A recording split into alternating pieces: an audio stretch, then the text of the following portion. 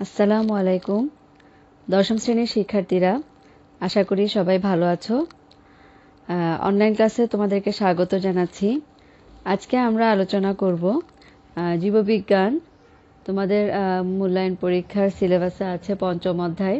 পঞ্চম অধ্যায়ে আছে খাদ্য, পুষ্টি এবং পরিপাক। তো এই অধ্যায়ের গুরুত্বপূর্ণ একটা অংশ হচ্ছে খাদ্য পরিপাক প্রক্রিয়া। খাদ্য পরিপাক প্রক্রিয়া আজকে আমরা আলোচনা করব। তো পরিপাক প্রক্রিয়া, খাদ্য পরিপাক বলতে আমরা কি বুঝি? আমরা জানি আমাদের দেহ অসংখ্য কোষ নিয়ে গঠিত। কোষে খাদ্য জারণের মাধ্যমে আমরা শক্তি পাই, খাদ্য থেকেই আমরা শক্তিটা পাই।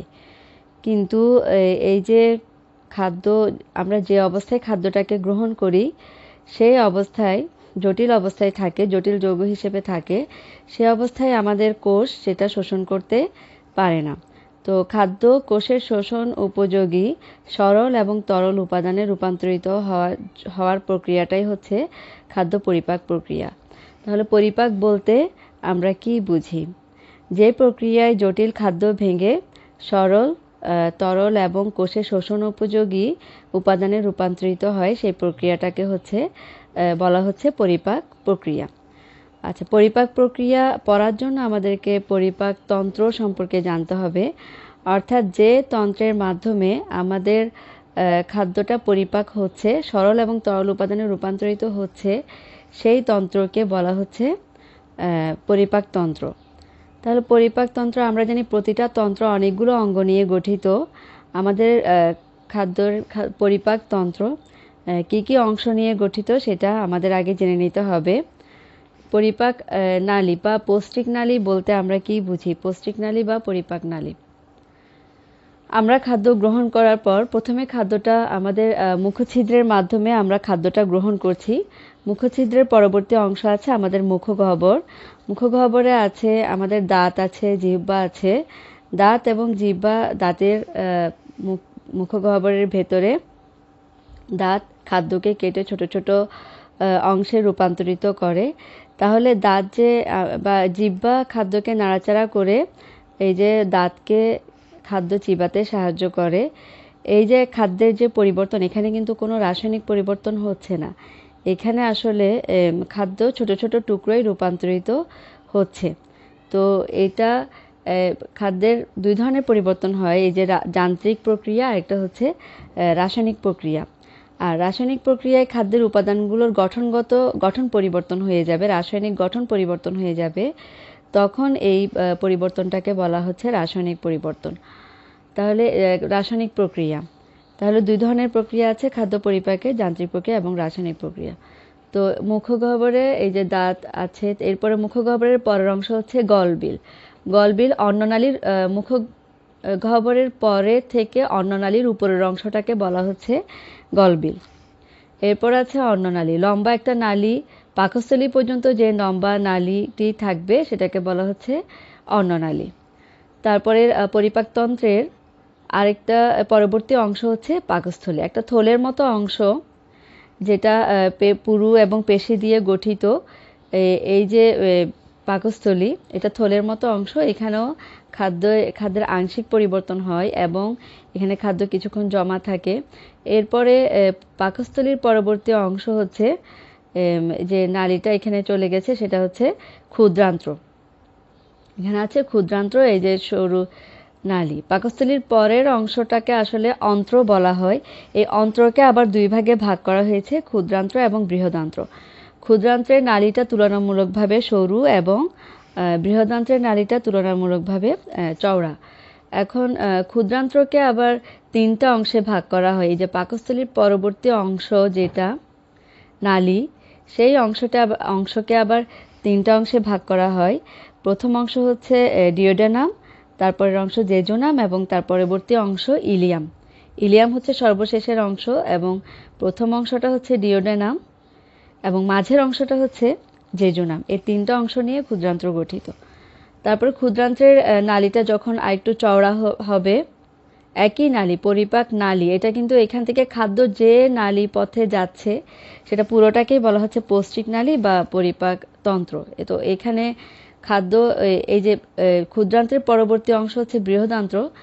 যেটা ক্ষুদ্রান্তের চেয়ে কিছুটা চওড়া বললাম, যেটা বৃহদান্ত্র আবার 3টা অংশ, সিকাম, কোলন এবং মলাশয়।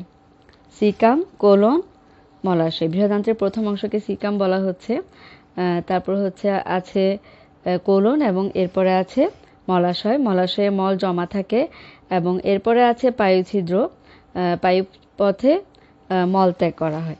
তাহলে এখানে পুরো পৌষ্টিক নালী বা পরিপাকতন্ত্র সম্পর্কে আমরা একটু জানলাম, যে অঙ্গগুলো নিয়ে গঠিত। এখন খাদ্য এগুলোর মধ্যে কিভাবে পরিপাক হয়, খাদ্য পরিপাক প্রক্রিয়া জানার জন্য আমাদেরকে পরিপাক গ্রন্থি সম্পর্কে ধারণা থাকতে হবে।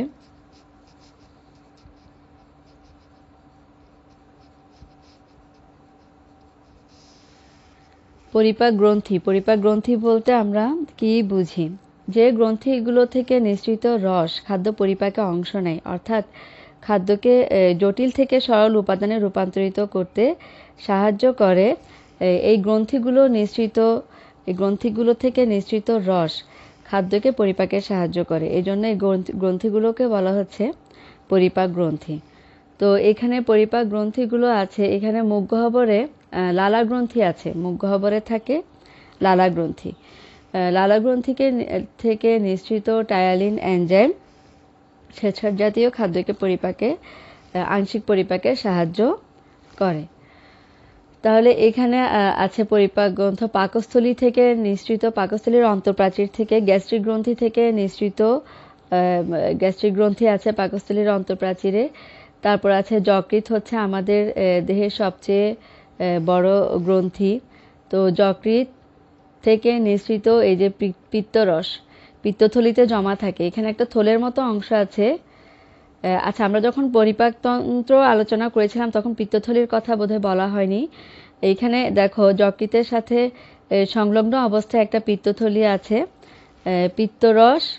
পিত্তথলিতে পিত্তরস জমা হয় এবং এই পিত্তরসের রং হচ্ছে গাঢ় সবুজ বর্ণের এবং ক্ষারীয় পদার্থ এটা, আর এটা তিক্তস্বাদযুক্ত পিত্তরস। এরপরে আছে এখানে তোমরা পাতার মতো একটা অংশ দেখতে পাচ্ছ, এটা হচ্ছে অগ্নাশয়। পাতার মতো যে অংশটা দেখা যাচ্ছে চ্যাপ্টা, এটা হচ্ছে অগ্নাশয়। অগ্নাশয় থেকে নিঃসৃত রস খাদ্য পরিপাকে অংশ নেয়। এখানে আবার রক্তের গ্লুকোজের মাত্রা ঠিক রাখার জন্য কিছু এনজাইম নিঃসৃত হয়। তাহলে এখানে দেখো অগ্নাশয় থেকে একটা নালী এবং পিত্তথলি থেকে একটা নালী এসে ডিওডানামের সাথে যুক্ত হবে, অর্থাৎ ক্ষুদ্রান্তের প্রথম অংশ ডিওডানামে সংযুক্ত হবে, এই যে পিত্তনালী এবং অগ্নাশয় নালী। এখানে কেন সংযুক্ত হবে? এখান থেকে যে এনজাইমগুলো নিশ্চয় পিত্তরস এখানে এসে ডিওডানামে স্নেহজাতীয় পদার্থকে পরিপাকে সাহায্য করবে এবং এখান থেকে অগ্নাশয় রস থেকে যে এনজাইমগুলো নিঃসৃত হয় সেগুলো এই যে শর্করা জাতীয় খাদ্য এবং স্নেহজাতীয় খাদ্য পরিপাকে অংশ নেয়। তাহলে ডিওডানামে দেখো মুখ গহ্বরে পরিপাক গ্রন্থি, তাহলে গ্রন্থিগুলো কি কি বললাম? যকৃৎ, তারপরে এখান থেকে পিত্তথলি থেকে পিত্তরস নিঃসৃত হচ্ছে, অগ্নাশয় থেকে অগ্নাশয় রস নিঃসৃত হচ্ছে। এগুলোকে তাহলে পরিপাকে যে গ্রন্থি থেকে নিঃসৃত রস অংশগ্রহণ করছে সেগুলোকে বলা হচ্ছে পরিপাক গ্রন্থি।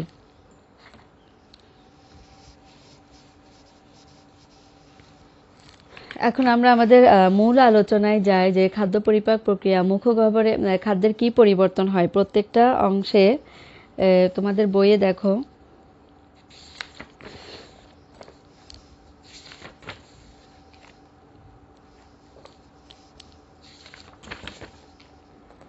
একশো ষোলো পৃষ্ঠায় দেখো মুখে পরিপাক। তো আমরা যখন খাদ্য মুখ গহ্বরে প্রবেশ করাই মুখছিদ্র দিয়ে, তখন কিন্তু দাঁত এবং জিহ্বার সাহায্যে আমাদের দাঁতের সাহায্যে খাদ্য ছোট ছোট কণায় টুকরোয় রূপান্তরিত হয়। এবং এখানে আগেই বলেছি যে মুখ গহ্বরে লালা গ্রন্থি থেকে নিঃসৃত এনজাইম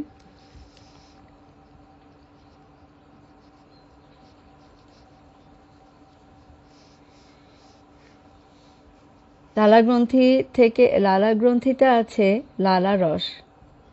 তো লালা রসে আছে মিউসিন, যেটা একটা পিচ্ছিল পদার্থ। মিউসিন যেটা একটু পিচ্ছিল, যেটা খাদ্যকে একটু পিচ্ছিল করে কিছুটা, যাতে খাদ্য পরবর্তী এই যে অন্ননালী দিয়ে প্রবেশ করতে পারে।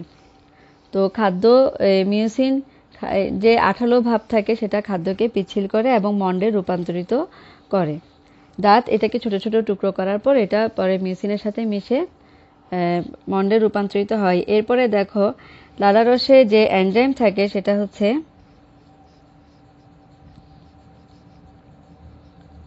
টায়ালিন বা স্যালাইভারি অ্যামাইলেজ নামক উৎসেচক বা এনজাইম থাকে। লালারসে টায়ালিন এনজাইম থাকে।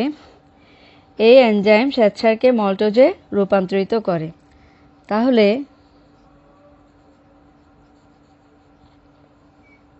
শ্বেতসার জাতীয় খাদ্যকে এই টায়ালিন এনজাইম মল্টোজে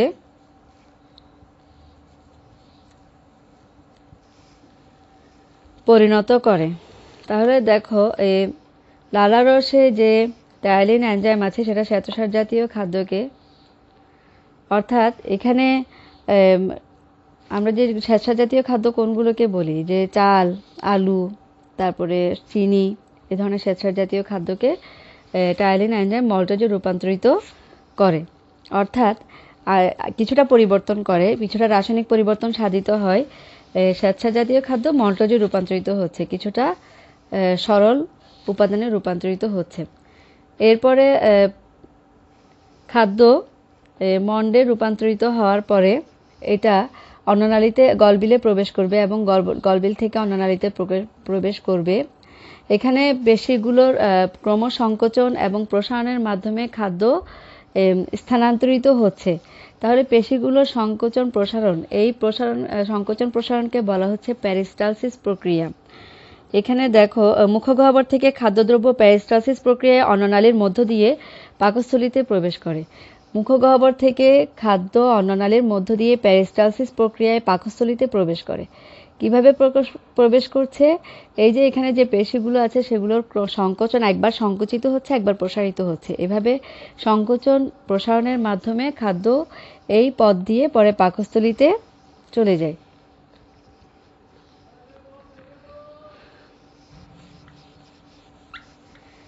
মুখগহ্বরে আমিষ এবং স্নেহজাতীয় খাদ্যের কোনো পরিপাক হয় না। আমিষ এবং স্নেহজাতীয় খাদ্যের কোনো পরিবর্তন হয় না, কারণ এখানে শুধু টায়ালিন এনজাইম থাকে।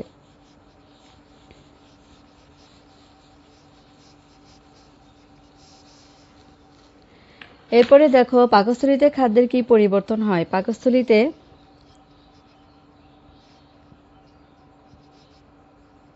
পাকস্থলী থেকে যে গ্যাস্ট্রিক রস নিঃসৃত হয় সেখানে থাকে হাইড্রোক্লোরিক অ্যাসিড।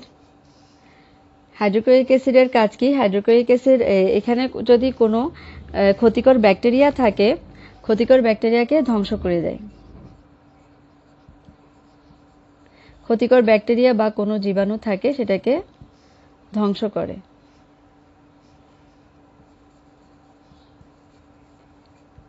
এবং যেহেতু এটা একটা অ্যাসিড, সেজন্য এটা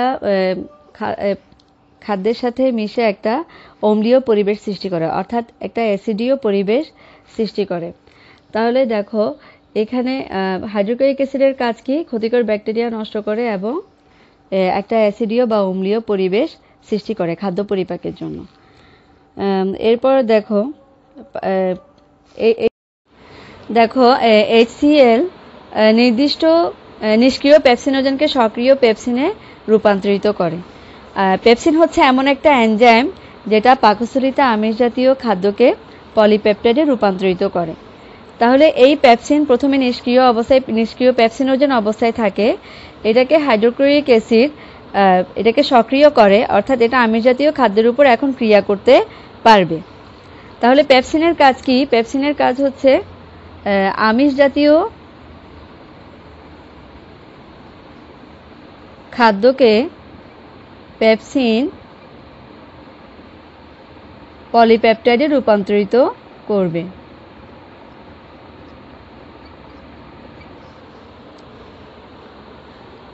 আমিষ জাতীয় খাদ্যকে এই যে পেপসিন এনজাইম পলিপেপটাইডে রূপান্তরিত করবে। পলিপেপটাইড হচ্ছে আমিষ জাতীয় খাদ্য। আমরা জানি আমিষ জাতীয় খাদ্য অসংখ্য অ্যামাইনো অ্যাসিড নিয়ে গঠিত।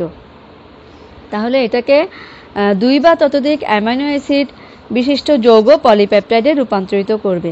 অর্থাৎ পাকস্থলীতে আমিষ জাতীয় খাদ্যের আংশিক পরিপাক হয়, কিন্তু এখানে শর্করা এবং স্নেহজাতীয় খাদ্যের কোনো পরিবর্তন হয় না। এরপরে খাদ্যের পাকস্থলীতে যে পেশির ক্রমসংকোচন এবং প্রসারণের মাধ্যমে খাদ্য এরপরে মণ্ড বা কাইমে রূপান্তরিত হওয়ার পরে তখন একটা ঘন তরল বা স্যুপের মতো অংশে রূপান্তরিত হয়, তখন এটা ক্ষুদ্রান্ত্রে প্রবেশ করবে। পাকস্থলীর ক্রমসংকোচন এবং প্রসারণের মাধ্যমে ক্ষুদ্রান্ত্রে প্রবেশ করবে, অর্থাৎ ক্ষুদ্রান্ত্রের ডিওডেনামে প্রবেশ করবে। তো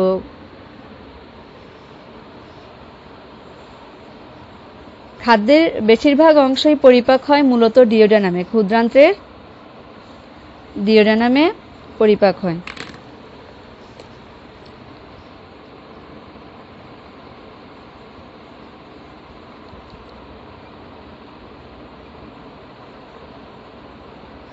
ক্ষুদ্রান্ত্রের ডিওডেনামে খাদ্যর প্রথম অংশ ডিওডেনামে খাদ্যের কি পরিবর্তন হচ্ছে? এখানে যকৃৎ থেকে যে পিত্তথলি থেকে পিত্তনালী ডিওডেনামে এসে যুক্ত হবে, এখানে পিত্তরস এসে যোগ হবে। ডিওডেনামে খাদ্যগুলোর সাথে পিত্তরস মিশ্রিত হবে। আবার এখান থেকে অগ্নাশয় নালীর মাধ্যমে অগ্নাশয় রস মিশ্রিত হবে। তো পিত্তরসে যে সকল উপাদান থাকে, পিত্তথলিতে থাকে পিত্তরস, যেটা ক্ষারীয়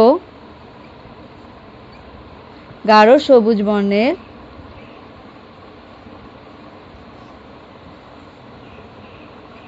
বর্ণের এবং তিক্ত স্বাদযুক্ত।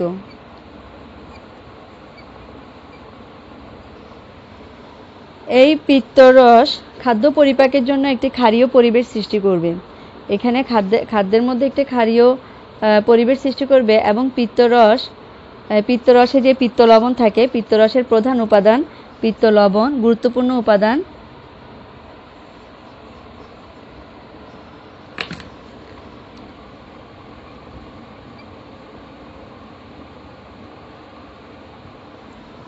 পিত্তলবণ স্নেহজাতীয়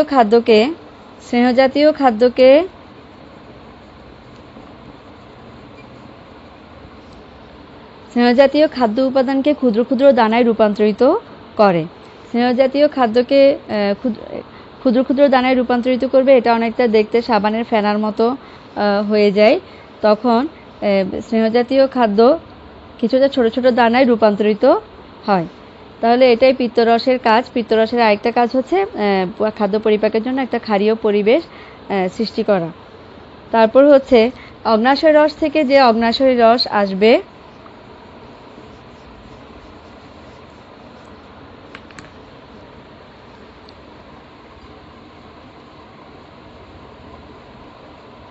অগ্নাশয় থেকে আসবে অগ্নাশয় রস।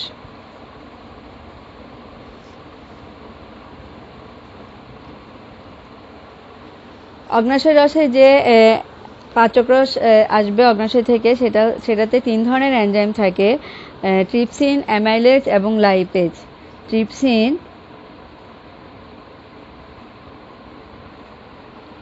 অ্যামাইলেজ এবং লাইপেজ।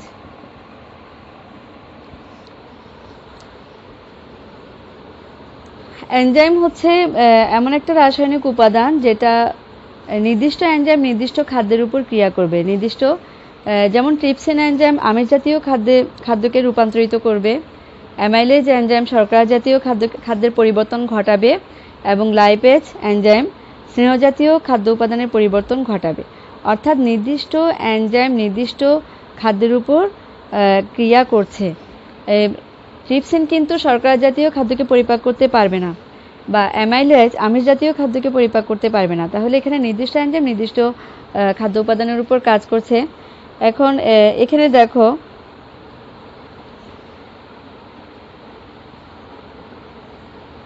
তাহলে স্নেহ পদার্থ লাইপেজ এনজাইম ফ্যাটি অ্যাসিড এবং গ্লিসারলে রূপান্তরিত করে। স্নেহ পদার্থ এই যে লাইপেজ এনজাইম স্নেহ পদার্থকে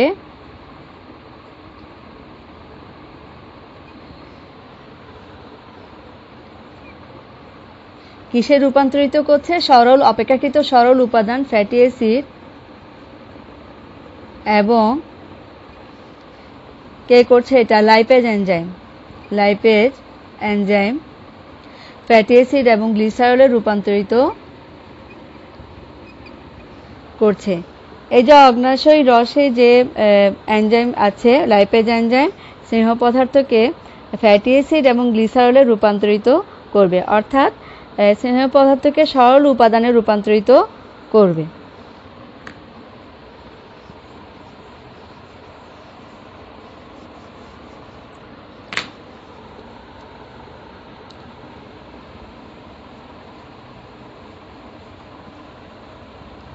পলিপেপটাইডকে পাকস্থলীতে যে আমিষ জাতীয় খাদ্যের যে আংশিক পরিপাক হয়ে পলিপেপটাইড উৎপন্ন হয়েছিল, অর্থাৎ এখানে পেপসিন এনজাইম আমিষ জাতীয় খাদ্যকে পলিপেপটাইডে রূপান্তরিত করেছিল। এই পলিপেপটাইডকে এখন ডিওডেনামে ট্রিপসিন এনজাইম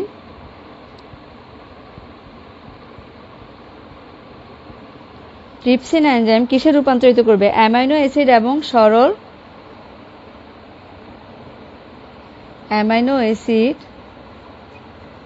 এবং সরল পেপটাইড।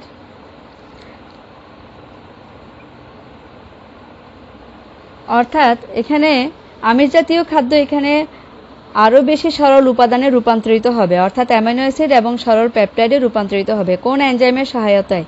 ট্রিপসিন এনজাইমের সহায়তায়।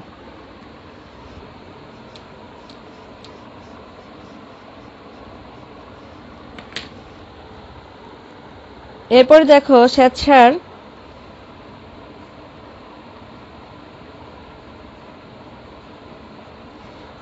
জাতীয় খাদ্যকে অ্যামাইলেজ এনজাইম গ্লুকোজে রূপান্তরিত করবে। শ্বেতসার জাতীয় খাদ্যকে অ্যামাইলেজ এনজাইম গ্লুকোজে রূপান্তরিত করবে। শর্করা জাতীয় বা শ্বেতসার জাতীয় খাদ্য কিন্তু মুখগহ্বরে টায়ালিন এনজাইমের মাধ্যমে কিছুটা রূপান্তরিত হয়েছিল। আবার ডিওডেনামে এসে শ্বেতসার জাতীয় খাদ্য ওই যে অগ্ন্যাশয় রসে যে অ্যামাইলেজ আছে সে অ্যামাইলেজ এনজাইম এর মাধ্যমে গ্লুকোজে রূপান্তরিত হবে। ঠিক আছে, তাহলে প্রত্যেকটা আমিষ, শর্করা এবং স্নেহ প্রত্যেকটা উপাদানই সরল উপাদানে রূপান্তরিত হবে। এরপর পরিপাকৃত খাদ্য, এই যে খাদ্য পরিপাকের পর তা শোষিত হবে। কিভাবে শোষিত হবে? সাধারণত এই যে ইলিয়াম, ক্ষুদ্রান্ত্রের ইলিয়ামে শোষিত হয়। ইলিয়াম অর্থাৎ ক্ষুদ্রান্ত্রের শেষ অংশ পরিপাকৃত খাদ্য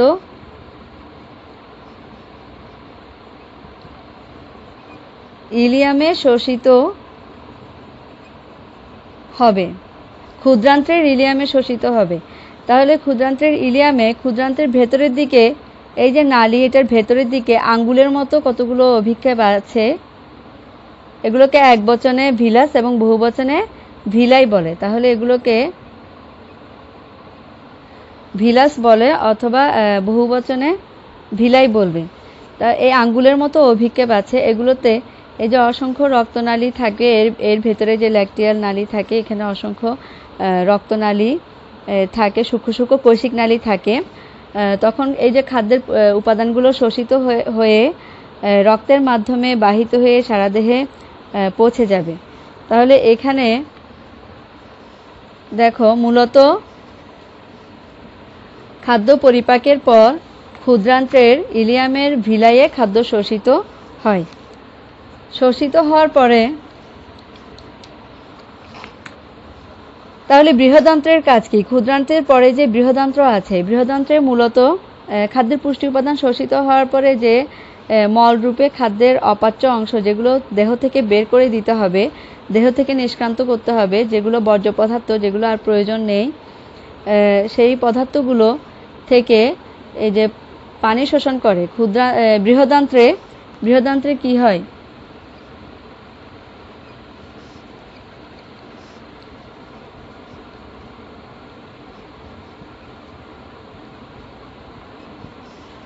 বৃহদন্ত্র এই যে পানি শোষিত হওয়ার পর খাদ্যের অপাচ্য অংশ থেকে পানি শোষিত হওয়ার পর মল তৈরি হয় এবং এই মল মলাশয়ে জমা থাকবে, পরে পায়ুছিদ্র দিয়ে বের হয়ে যাবে।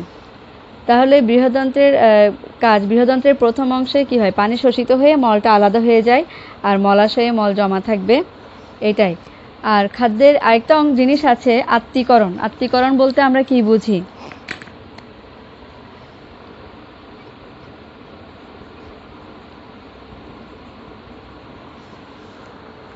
খাদ্যের উপাদানগুলো শোষিত হওয়ার পর রক্তনালীর মাধ্যমে সারাদেহে পৌঁছে যাবে, কিন্তু সারাদেহে পৌঁছানোর পরে যখন এগুলো প্রত্যেকটা কোষে পৌঁছে যাবে তখন কোষের প্রোটোপ্লাজম নিঃসৃত এনজাইম এই খাদ্য উপাদানগুলোকে আবার কিন্তু শর্করা, আমিষ এবং স্নেহ উপাদানে রূপান্তরিত করে। দেখো তোমাদের বইতে 117, 118 পৃষ্ঠায় আছে আত্তীকরণ। এটা একটা গঠনমূলক প্রক্রিয়া বা উপচিতি প্রক্রিয়া। উপচিতি প্রক্রিয়া বলতে আমরা কি বুঝি? যখন কোনো উপাদান গঠিত হয় তখন এটা উপচিতিমূলক প্রক্রিয়া, এবং এখানে কোষের প্রোটোপ্লাজম নিঃসৃত এনজাইমের সহযোগিতায় সরল খাদ্য জটিল উপাদানে রূপান্তরিত হচ্ছে। এতক্ষণ আমরা খাদ্য পরিপাক প্রক্রিয়ায় পুরোটাতে দেখলাম জটিল খাদ্য ভেঙে সরল উপাদানে রূপান্তরিত হচ্ছে। এখন যখন কোষ গঠিত হবে, কোষের গাঠনিক উপাদান যে আমিষ, শর্করা, এগুলো যখন কোষ গঠন করবে, কোষের গাঠনিক উপাদানগুলো তে রূপান্তরিত হওয়ার জন্য এগুলোকে আবার কি হতে হবে?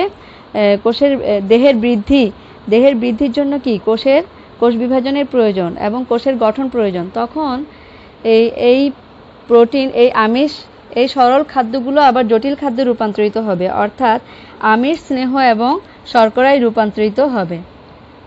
আমিষ, স্নেহ ও শর্করায় রূপান্তরিত হবে এবং দেহ গঠনে অংশ নিবে। তাহলে খাদ্য আসলে দেহ গঠন করে, তাহলে দেহ গঠনে অংশ নিবে। আত্তীকরণটা কি? তাহলে এই যে কোষের প্রোটোপ্লাজম কিভাবে এই খাদ্যগুলোকে আবার প্রোটোপ্লাজম নিঃসৃত এনজাইম আবার খাদ্যগুলোকে সরল উপাদান থেকে জটিল উপাদানে রূপান্তরিত করছে এবং কোষের গঠনে এই উপাদানগুলো সাহায্য করে। তাহলে আমরা আজকে পড়লাম খাদ্য পরিপাকতন্ত্র, পরিপাক প্রক্রিয়া কাকে বলে, খাদ্য পরিপাকতন্ত্রের বিভিন্ন অংশগুলো, তারপরে আমাদের খাদ্য পরিপাক প্রক্রিয়া, এগুলো পড়লাম। আত্তীকরণ, শোষণ পড়লাম। তোমরা তাহলে এগুলো পড়া থাকবে, পড়ে নিও। আজ এ পর্যন্তই। আল্লাহ হাফেজ।